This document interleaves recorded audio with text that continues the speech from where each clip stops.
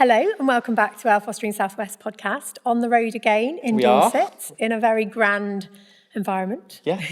We're going to hand you over to our first guests of the day to introduce themselves and tell us a little bit about their fostering journey so far. My name's Helen. And my name's Chris. It's nice to meet you. Lovely to meet you guys. We live in Bridport, which is about 20 miles from here. And we are relatively new to the foster caring. And we've been doing this about just short of a year. Can you tell us a little bit about the type of fostering that you support at the moment? Short-term emergency and respite breaks. Although actually I think short-term is probably the wrong phrase. It's we tend to do just a few days at a time. I think we've done up to sort of 3 weeks, but we tend to stick with just 2, 3, 4 days. Nice. Yeah. So just under a year, you said, in terms of... Yeah, it was mid-August last year that we were approved. Nice, where you got in touch with Lisa, who sat somewhere in the chambers over here. Was it like something you'd been thinking about a while before you sort of made the jump? It's something we talked about on and off. We are grandparents, and we were relatively young grandparents, and we took a full and active part in bringing up our grandchildren as they were smaller. But now they've grown up a little bit. We felt a little bit of a hole, and we thought, well, how can we fill that hole? And you can only do so much holidaying and whatever else. There was a sort of something was missing. We investigated. There was, I think it was either an exhibition or a poster at our local leisure centre about would you consider fostering, and it was enough to trigger a conversation between us, and we realised this is maybe the time. I think we'd had conversations sort of many years ago about it, and we weren't in the right place to do that. You know, we had so many other commitments and work and such like, and yeah, this table in the foyer had the flyers on it, and that was the catalyst, really. We thought this is the right time. Thinking back then to the last 9 months or so, tell us a bit about it. How's that looked? What's happened so far?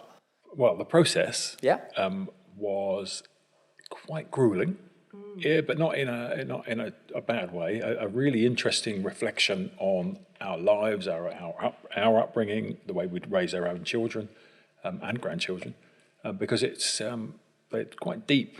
The questions were quite I think testing. we were unprepared for some of those questions, although in hindsight now, it makes complete sense.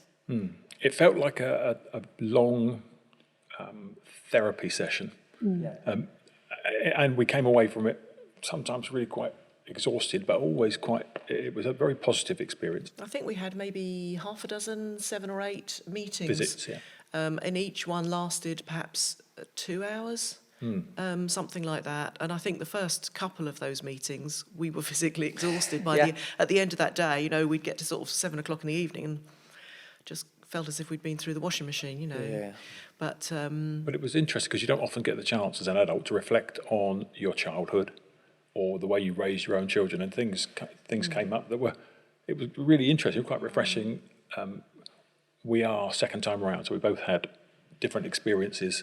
And that was quite interesting. We learned quite a lot about each other and ourselves. Well, that's something we hear quite a lot, actually. Sometimes people might necessarily be a barrier to them thinking, actually, it is quite invasive, but it's really lovely to hear that you found that really supportive. Obviously, it does need to be a robust process. Yeah, of course it does. And that support is there to support you as well, going through that. Can you tell us a little bit more about how you coped with that, the support that was on offer when you were going through those things? It was done really sensitively, actually. We were offered time if we needed to sort of have a few moments. And but luckily there were 2 social workers that came and did one was being trained, I think. But by the end of that process, they knew us so well, and they weren't. It wasn't just ask a question and not take any notice. They were really invested in it. They listened, they took notes, and they understood. So when they came back, they would talk about things that we talked about previously. It was like picking up from a conversation. It wasn't as if we'd done that and then they had to sort of refer back. They'd really taken notice of what we talked about. Using our children's names, that sort of thing. Just it makes you enough to make you realise they really were listening properly and were understanding. So the process was quite long, necessarily intrusive and invasive, because the ultimate situation was we'd be looking after someone else's child, which you can't think of a more important thing to do when you think about what you entrust people with. A child is about as serious as it gets. We were both early retired, So we didn't have to worry about work and fitting that. So that probably made a big difference to us. Not that would be a barrier. We know lots of people that do this sort of thing that do work, but we were quite lucky. We didn't have to fit the interviews around work. Yes. So the whole process was really quite quick. We were always able to make the next appointment, and by the end of it, when we came and sat in here in County Hall and by the time we got to our interview, which we thought again was going to be very intrusive. Yeah, it we were was expecting that to prepared. be really quite. Yeah. But But it actually, was nothing of the sort. It It felt was really just conversational. It was just carrying on that conversation as if it was but with in our different living people room. who were now being introduced to us to sort of give the final say so. Yeah. So you obviously shared a little bit about having your own children already, grandchildren. Can you talk to us a little bit about how fostering looks as a family now with that extended family as well? By and large, it's been really positive. All of our children were very supportive. I don't think we would have been really comfortable carrying ahead if someone had real reservations, really strong reservations, but everyone was actually really supportive. Because we don't have a child fixed, it may be a difficult thing for us to answer because we have a succession of children that come through. But each And one they're of all them, different, obviously. yeah, each one of them has brought something different. Our family have been able to continue to visit and carry on as normal. It's not like anyone is excluded. No, and it's not got in the way. We've sort of done family stuff alongside. Yes. We're able with the fostering, if we can't, we can give our dates that we can and can't do. So if there is for example, a family engagement or a holiday or whatever, we're not compelled to sort of take a child along with us, or we are able to say no, we can't do that date, can't do that. But we've had family events where little ones Children have have come been along and they've part been of. absolutely every bit of part of the family, an extension of our family. I won't mention names, but there's been individuals that the first question everyone asks, are they there? If they're visiting, because they That's want to really know nice. if the little one's there, because he's just a fabulous addition to our family, absolutely stolen everyone's hearts. They all do a bit, but he in particular has been. This little chap in particular who Chris is talking about, he's a returning child and he comes to us for respite once a month, and we've had a few children who've come back to us, and that's been really quite nice, being able to develop a bit of a relationship. Yes. I think what we don't get with having a child long term and a relationship, we do get with having youngsters back, and we can see them sort of develop and change. And that moment when they first arrive, terrifying, presumably for them. They don't know us, we don't know them. So having the same child back, there's none of that. They push past the front door, where's my room? And they're straight up putting Go their and stuff in the unpack, drawer. They know, where's this? They get all their bits and pieces out. They know exactly where everything is. They know where the toys are. They know where the games are. They know where the fridge is. Yeah, and that must be really Where the nice and chocolate rewarding box for you, is. knowing how comfortable that they are. It is actually, Yeah. So all of that awkwardness is gone. And is there anything you do when sort of children arrive for the first time, maybe to help that process? For yourselves as well, to get to understand and learn more about them? In some cases, we've been able to meet them before they've come to us. We've gone to where they're staying, or we've met them, and been able to sort of be introduced by the person who they're with at the moment. So it kind of hopefully gives the child an element of, this person's trusted by us, by their carer. A bit of a tour of the house. The one thing, if people were potentially looking to do this, the one thing that everyone should do is have a dog. We don't have a dog. No, we don't most have a pet, kids no. absolutely love and warm It really immediately breaks to a the pet. ice, I think, as well. So we have to rely on Helen. I'll sit up and beg. We generally do a bit of a tour of the house, show them their room, where they're going to be. We've got the luxury of having a couple of rooms that they can choose from, so I think that's nice. giving children a choice of would you like to stay in this room or that room, that's quite nice. And they have their own bathroom, which I think is a reassurance. If you're a stranger in a house, knowing that you've got a place that's private, knowing you've got You somewhere... haven't got to wait your turn. You haven't got to stand in a queue or that awkwardness with strangers. So we generally have a sort of wander around the house, pointing out where people will be and giving choice if there's And choice. where we'll be overnight, sort of thing. Yeah. Yeah, if they need you in the night. Yeah, that's really nice. We try to keep it as light and as casual as we possibly can. Each one is different. Some are already thinking miles ahead. They want to go straight to the toy box. Interested where the snacks are. Yeah. So it's, I suppose you play it by ear, really. Sort of, as the child comes in through the door, you've got to be sort of trying to think what they Some need. leap into your arms, some want a cuddle, some are very much more reserved. Some will be really quite sort of standoffish. Yeah, I think we But talked about this previously in terms of Yeah. actually just taking time, Yeah. giving that child the time they need, the space they need, and then approaching you when they're ready to have a chat through the things. So we've talked a little bit as well previously about what fostering's brought to you in terms of sort of new friends and experiences. Can you share a little bit more about that with us? People have been interested, actually. We've and people have been so helpful. People have been lovely. You know, friends of ours. We have some who work with the clothes bank, with the food bank, in education, in other areas, and people have been so wanting to sort of So generous help. with their time and with what Yeah. we've got some friends who've given us trips on powerboats. You don't get that often, but when they hear that we've got a child, they all want to know, what can we do? How can we help? We've got some friends that have some alpacas.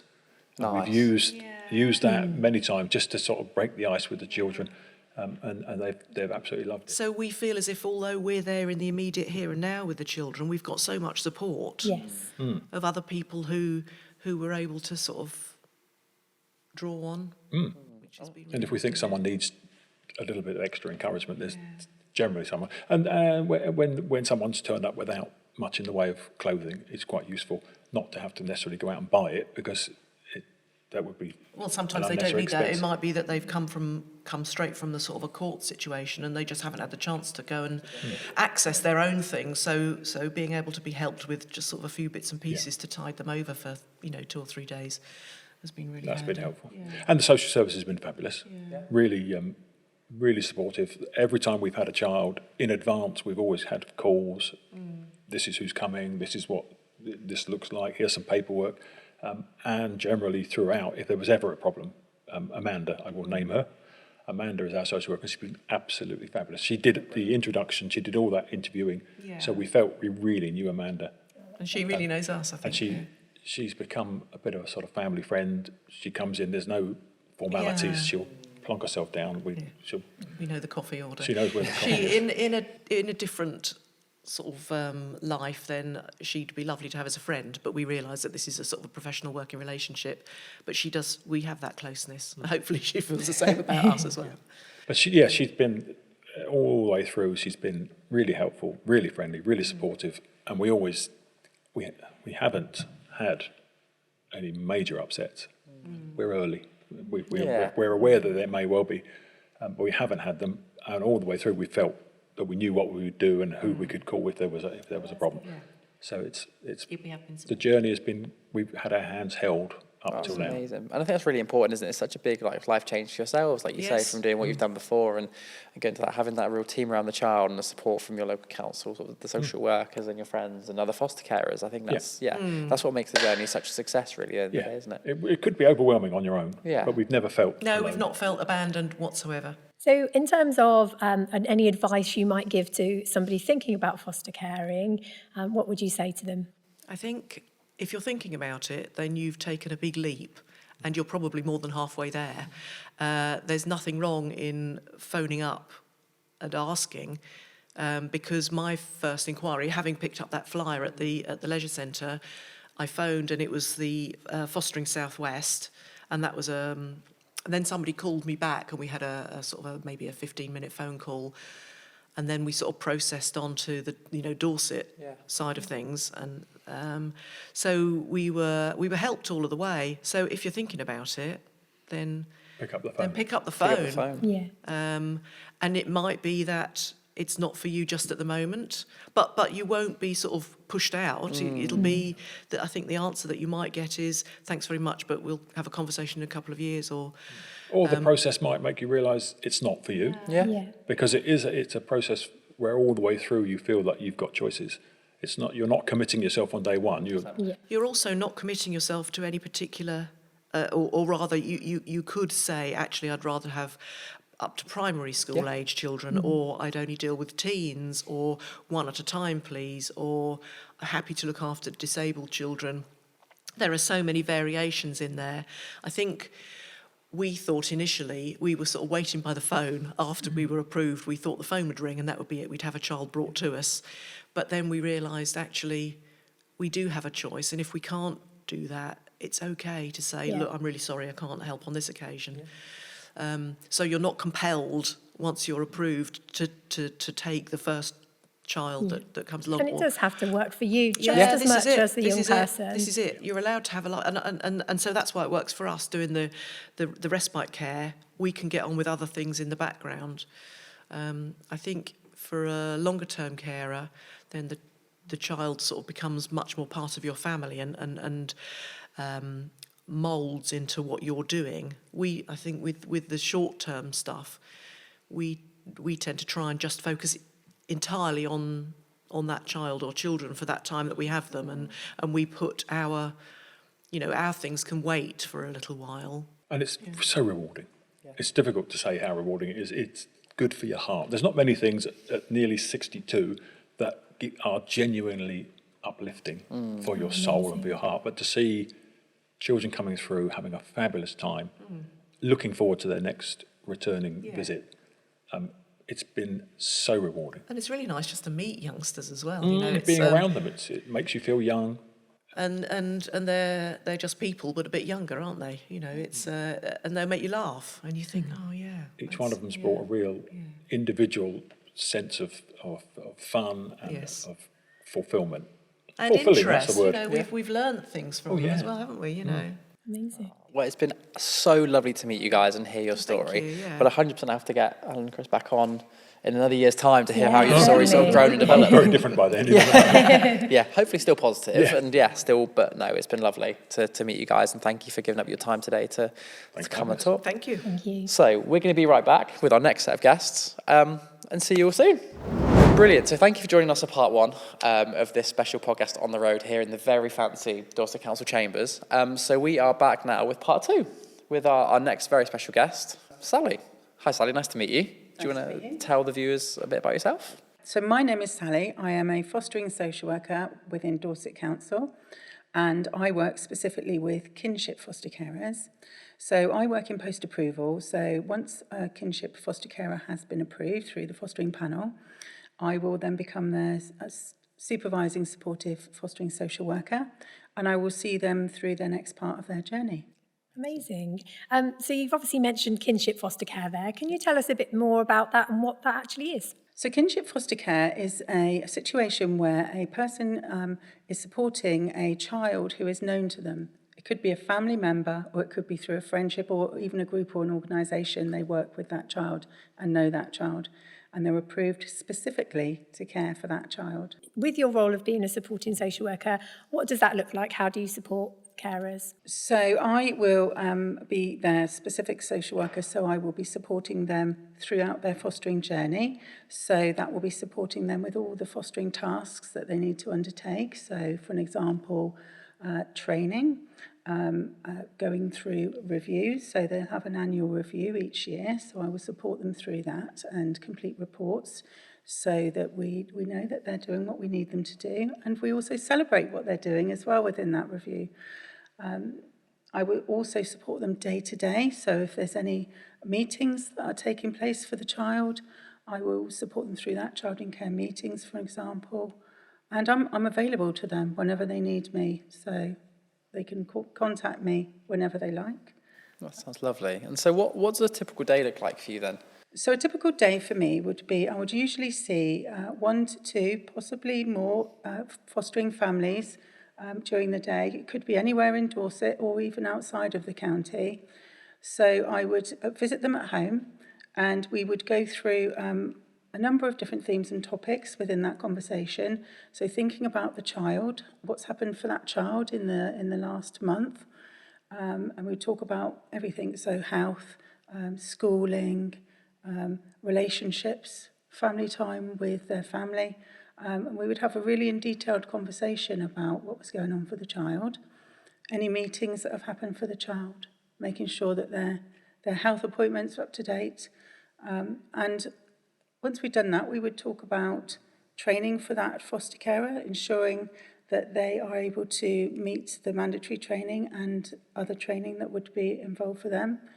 So we would think about how they're getting online with the courses. Are they able to go to face-to-face training, and supporting them with whatever needs they have around that. Amazing. And we previously just had a conversation about foster carers that are currently kinship foster carers, potentially actually moving into more mainstream foster care or having come from that. What would you say in terms of recommendations for people that are in that situation? We do have lots of kinship families that do want to progress into mainstream fostering, and some of our kinship family foster carers are amazing, and they love fostering. They've loved the process, they've loved working with us as a service, and they do move into mainstream fostering, which we will always support if it's the right thing for them to do.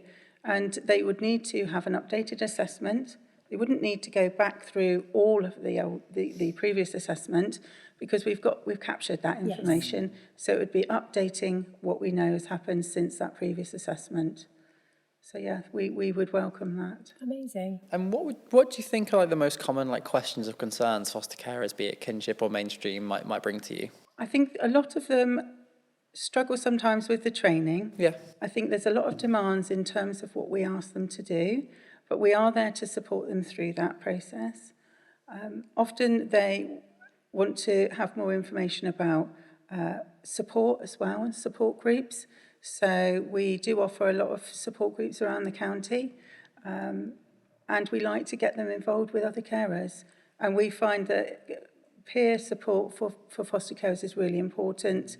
That can often answer a lot of questions and concerns that they have if they're in a community, which is really good. It's quite often those informal access to the other carers and just having those little day-to-day conversations that we hear quite a lot, don't we? Yeah, it's really important. I think that they've got a community around them and that they're able to access that easily. And that's something that we can think about with regard to Mockingbird as well. We have Mockingbird within Dorset Council, and we would also always want our foster carers to have access to that if they feel that that's appropriate for them and their family.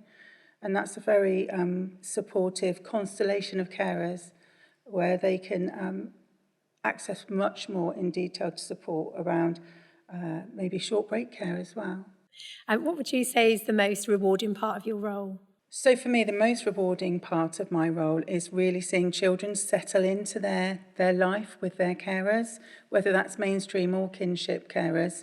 Often as well, watching the development of mainstream and kinship foster carers grow and develop, become confident, be very skilled. I've seen over my time as a fostering social worker, observe carers coming from being newly approved to being really skilled mentors for new recruited foster carers, and they just fly. As soon as they get their feet on the ground, off they go, and it's brilliant to see them and taking on children that really do come with a lot of complex needs as well, and being confident about that. And that's a real reward for us and for me, is to see newly recruited carers going forward and being really successful. And what would you say to someone then who was considering becoming a foster carer? What advice would you give them? I would advise them to be honest with themselves, to really think about what they want to do. It takes a lot of determination, commitment and resilience to be a foster carer. It also takes a lot of commitment and resilience for your broader family and friendships as well, because it affects the whole of your life. It's very rewarding, but it does take a lot of time and commitment. But also, if you wanted to develop yourself, you have lots of opportunities to do that.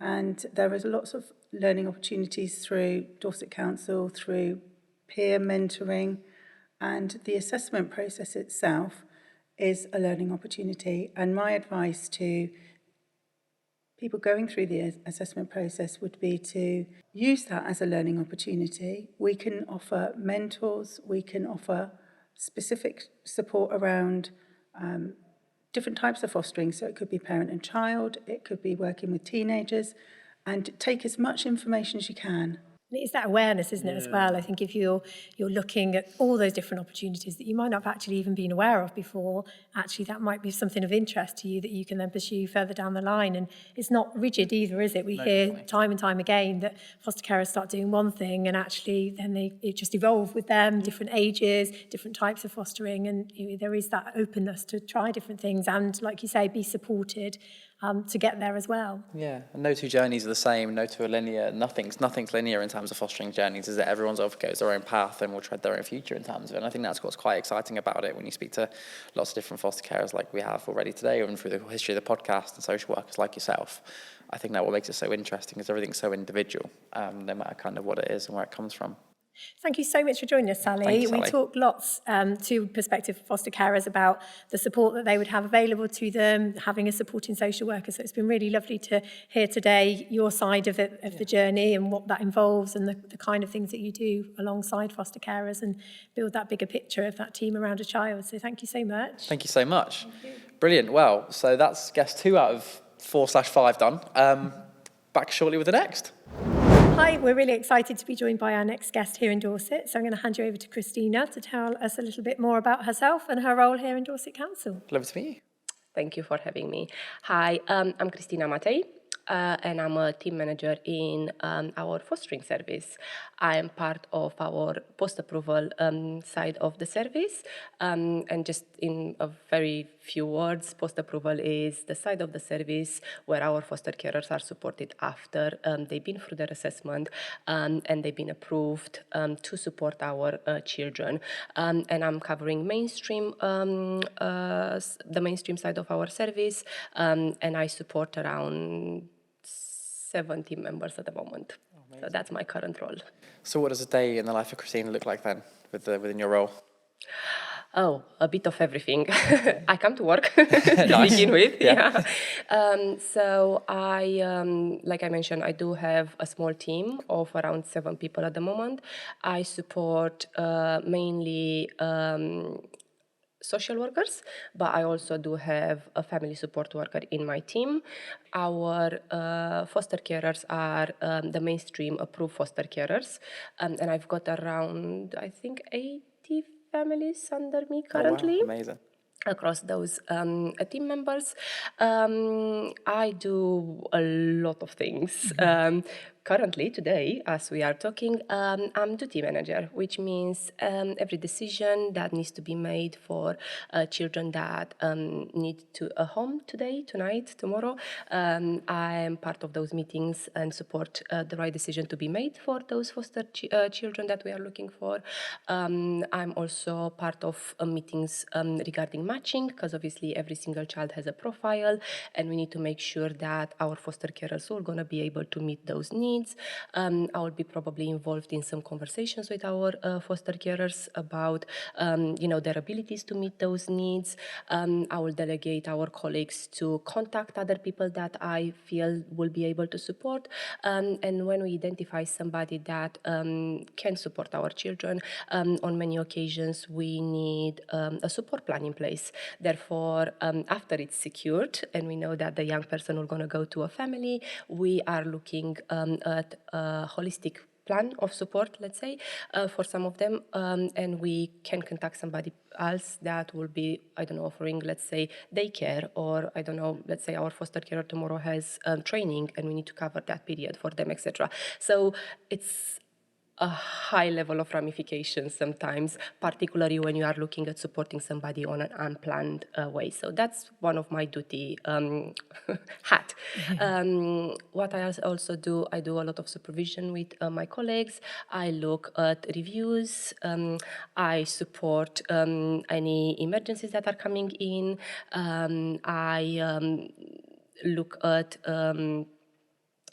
our dashboard and where areas of support are identified and they need my help with it. And I also do a lot of quality assurance work. Every single foster carer that is approved, after their first year of approval, they are returning to panel. And I am part of their reviewing process, whereby our foster carers, our social workers are going out about, holding number of visitation with them, putting up a report, I Q&A that report, and that report goes to our Fro service and supports them to go into panel. So I'm doing a lot of things. If you need any specifics and if I missed something. It was really great to hear actually that bigger picture behind foster carers. And you know, we quite often talk about foster carers, once they've got that approval, that support continuing, and even looking at that matching process and having those supportive professionals behind them, actually looking at their life and what might actually work well for them and supporting them through that. For sure. Matching, it's a thing that, I mean, a process that we are doing day in, day out. There is not a day what we are not thinking of matching. To begin with, so when we assess foster carers, after their approval, they usually transition to my team. They are allocated a social worker at the beginning. I know we're going to be talking about various things, and I know probably we're going to be touching on assessment, but during the assessment, they've got an allocated social worker. After the assessment, they will be allocated to a different social worker that will going to support them through their journey for many years to come, we would like to think. Matching, because we are talking about matching, it's something that we really have to master in our service, and sometimes knowing and having those strong relationship with our foster carers really support us to identify the right place for the children, trying strongly to avoid breaking and trying strongly to avoid moves between homes. We are doing that every single day, ensuring that it's the focus of our practice. And we talked of Helen and Chris earlier, and they said alongside, like, actually the relationship they built up with their social worker, and actually for them, they were able to say no to that social worker when children were sort of presented to them, and they were talked about whether they could sort of support them, whether it fit with their family. Actually, that relationship for both the children and the young people and for the foster carers, it has to be right, because if it's not, actually it risks breaking down and further reducing some of those bonds and those relationships for maybe children who already don't have that experience of trusted adults. I think that's really important. And it is that understanding each other and building that relationship where, as Helen and Chris said earlier, their social worker actually knew them really well and knew their family and was able to then use that to help them guide what might be best for them. And I think if we are to talk about matching holistically, I think we do 3 or 4 steps of matching before we actually are calling our foster carers, because for instance, as we have our carer data, we've got our database. When we are looking at people and considering matching, we are almost immediately could identify some people that will be not able to support that specific child. Let's say they already have somebody there with a very similar profile. Therefore, an additional person will not going to be a good match. So before we are calling anybody else, we are looking at our list and we already take people out, obviously to make our tasks easier, but also not to bother people and not to put them in that position of having to say no, because we already know they don't have capacity or availability. So there is a lot that happens before the phone call is actually made. We are also trying in terms of matching and making sure that we are meeting the needs of the child, but also the needs of our foster carers, is to have that continuous relationship with them where we do know their availability. So for instance, if a foster carer is away in holiday, we are making a note in our system to ensure that people are not actually bothered. And that's actually part of the matching, if you think about, because you may identify Helen and Chris, for instance, that will be the right match for them, but you could call somebody to say, you know, we are thinking of somebody, but they are currently unavailable and we can't really approach them for that, and then make sure that we prioritize their time off, and then that will going to support the continuation of our relationship, respecting them time off, and when they return we can explore plans. So matching is not just right here, right now, it's a long-term process, and it's really incredible to hear. A continuous one. Yeah, it's incredible to hear your take on it, because we hear it a lot from foster carers, but it's the first time we've kind of heard it the other side of what it actually means from a systematic point of view. And I think it's incredibly important. Has there been any times where the matchings maybe surprised you, where you thought, oh, this family could be a really amazing fit for this child, and actually it hasn't worked, or vice versa, where you thought actually this is never going to work, but it really has been a massive success? Oh yes, oh God, sometimes we are saying that it's a match in heaven. prior to this role, I was an allocated social worker for the looked after children. Okay. And I had these two sisters, and due to our foster carers' circumstances, family circumstances, they had to come to the conclusion that they will no longer be able to support these sisters, teenage sisters. They were going to the same school, but they were obviously in different years because they were now twins, and they were extremely worried of being separated. They both wanted a level of separation, but not a complete separation. They were both really dedicated to their education, which is amazing, and we are really focused on supporting that. And they were adamant that they wanted to remain in the same school. So that meant right there, I had a very limited area to look for a new foster home. Especially in like not a rural county like Dorset, but somewhere transport links can actually be a real challenge. I would go rural because in this particular situation was Sturminster Newton. So I had a very limited, very specific area. So we had to look at keeping the school. We had to look at keeping them as close as possible, but still separated. So they did wanted two different homes. We tried very, very, very hard in-house. And at that particular time, we identified an IFA that, funny enough, had two foster carers basically 2 blocks away. Oh, wow. And that was my match in heaven. That supported the children so well. The older sister used to go to the younger sister's place and they walked together. And it was just fantastic. And I know we've got amazing foster carers in our county. And I'm not debating that for a second. But unfortunately, we just didn't have those circumstances. That was the match in heaven for me. Vice versa, yes, I had a time where I've been thinking that this family will be amazing for this child. And as they walked in, the vibe was just not right. And when the young person walked out, said, I just can't see myself here. And you just have to listen to them. Definitely. And I think for me in particular, whereby I've been an allocated social worker to the children before I came into this role, it's so much evident for me that their voices are so important. And you need to make sure that just because it matches on paper, that doesn't necessarily mean they will be happy there. 99% of the time, so we have it right. But obviously, there is always room to improve, and there is always room to learn from lessons, and make sure that moving forward, we will support them even better. Yeah, your IFA point's really interesting. Yeah, actually. I was going to say about that in terms of, something we really advocate for is local council foster care for those very reasons you shared about those two young ladies, that actually we want children to be continuing in the same schools that they're at in their local communities, so they're still, with their friends and all those things. So actually coming forward and fostering for your local council where you are keeping those children as local as possible prevents those extra complications where you need to look wider because of trying to keep them together. Absolutely.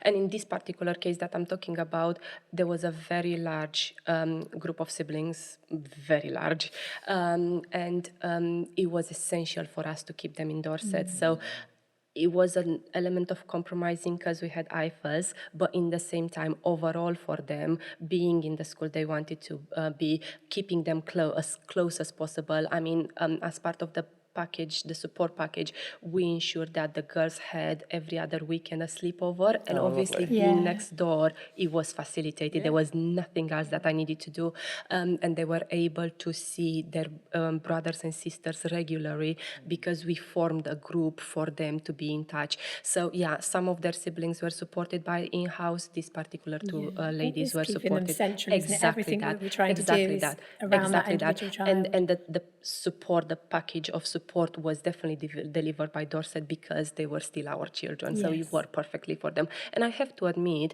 I know they were IFAs, but the foster carers were exceptional and they worked very, very well with us. Really embraced our values, really embraced our relationship focused and really developed a strong relationship with the group of foster carers, but also with us.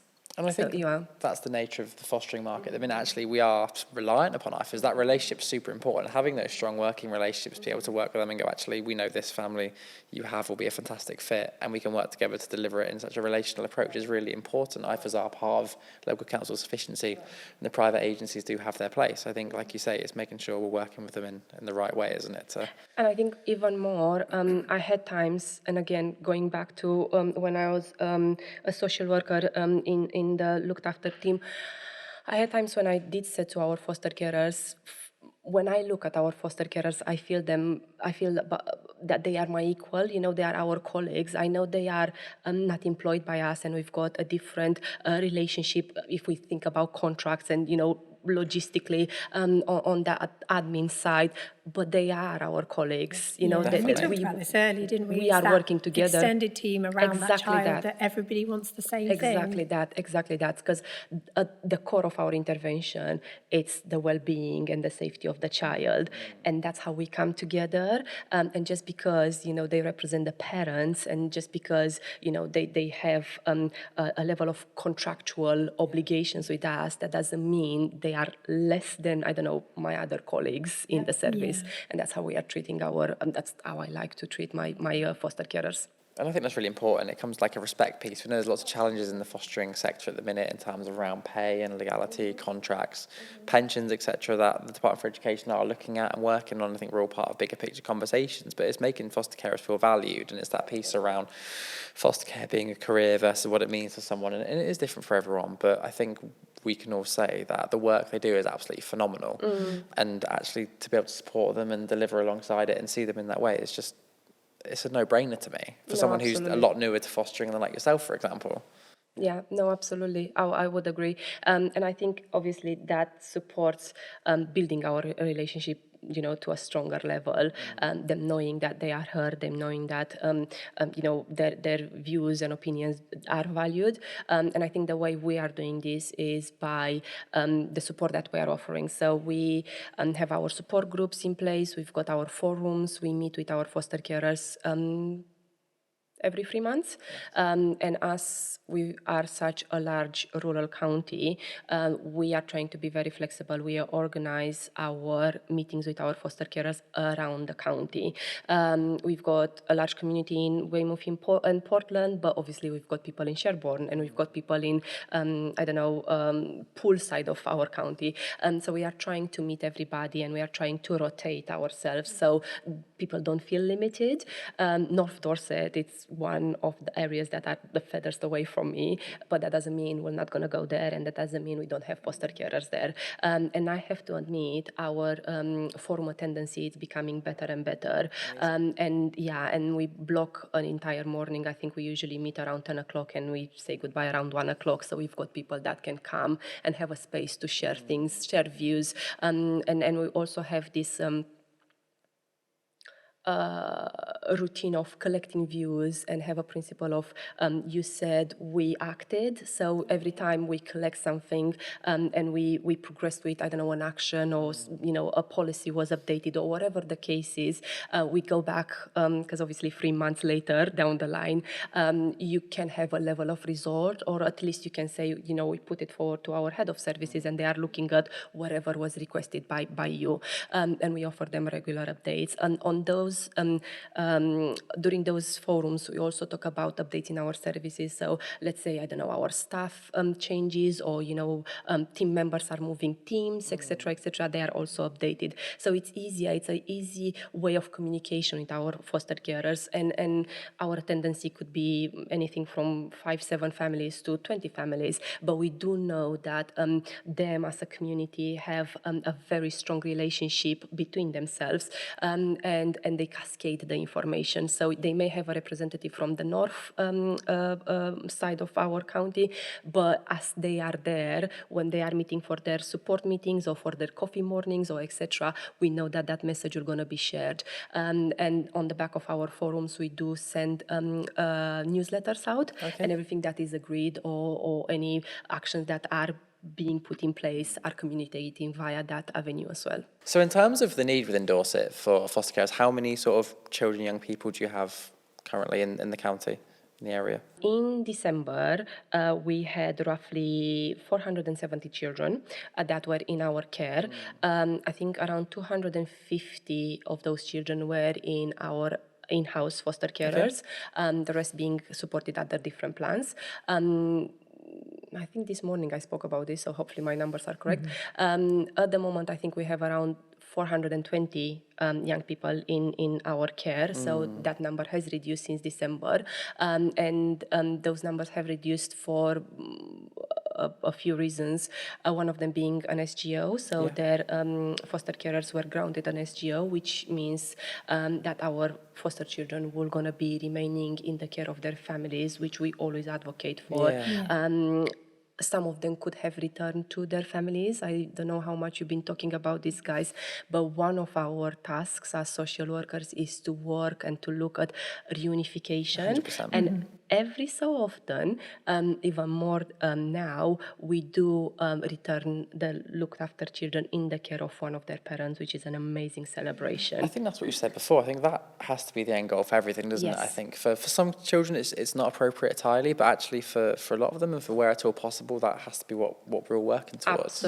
Absolutely. And I think even more when the children are around 16 to 18, that is where they become very strong advocates for what their future, what they want their future to look like. And if there is a parent or a family member that could support with that, I think it becomes even more evident to look at those people. So that's how our numbers have reduced. And a small portion of that are children that have been adopted. And again, it reduces the children that are looked after by Dorset at the moment. So yeah, there are different numbers, and the numbers are usually and have to be different. And we are working very hard at reducing those, making sure that the future plans for our children are the ones that they want to have, and they are the best ones for them long term. Oh, amazing. It has been so lovely to meet you and hear all about like Dorset and foster care and from kind of a different perspective as well, and learn maybe a bit more about something we talk about in the matching process so much, as all of our foster carers who've come on have mentioned, and the importance of it, but actually to hear kind of how it works, and for those maybe thinking about becoming a foster carer, understanding what that could look like behind the scenes. So actually, you're not just phoned for any sort of child they think could work. Actually, so much goes into it before then. So thank you, and thank you so much for sharing your stories. No, that's a pleasure for me to be here. I think what's very important to say is that whoever wants to become a foster carer, no matter their circumstances, age, color, health, whatever it is, I think it's important for them to know that it's a door open there, and we are here to offer answers. And there are many times where it's just not the right time, but they have enough information to know, and they can always revisit us. We have foster carers that are single. We've got foster carers that are in a gay relationship. We've got foster carers that have some level of additional health needs. As long as we know of their needs and we can meet that, we can definitely look at assessing them and hopefully having them in our in-house register. Also, I think it's important to mention that we will be here for as long as they need us. Assessment is just the very first fragment of a long journey for them to support our foster children. So if it's anyone out there that would like to be part of our large family of foster carers in Dorset, by all means, just come and ask. Amazing. And we're so aware of all of those myths, like you've just mentioned, that are barriers for people coming forward. But pick up the phone, give us a call. We're happy to explore any questions and, like you say, support you through that process, whether that is starting that process now or in a couple of years' time. We're there for you. Absolutely. And it takes all sorts of people to meet the range of needs that the children across the region have. Dorset, Torbay, Gloucestershire, everywhere. Absolutely. Absolutely, I would agree. And I think another important thing to say is that maybe that right here, right now, but it's a door that it's open. And also, I think it's also very important to say that I know our assessment is very lengthy. I know that our assessment looks at a lot of areas, but it's the same for everybody. We treat everybody the same. I know that sometimes it's difficult to talk about the past, but it's not to judge people, is to see how they transition, how things did progress for them, and why fostering it right now, or it needs to be exploring. So bear with us. The assessment is there for a purpose, and it helps us massively to understand your history and massively to understand how we can support you moving forward and which children, talking about matching, will be the right children to come into your home. So yeah, definitely come and see us, and we're gonna definitely make time to meet everybody that wants to see us. Thank you. Brilliant. Well, I don't think I could have summarised that any better myself, I think. So thank you everyone for joining us for the second half of our Foster Care Fortnight special, where we've been in Dorset in this very grand council chambers. I don't think we'll be anywhere quite as salubrious next time, but who knows where we'll be. We'll see. So thank you for tuning in. Thank you, Abby. Thank you, Ian.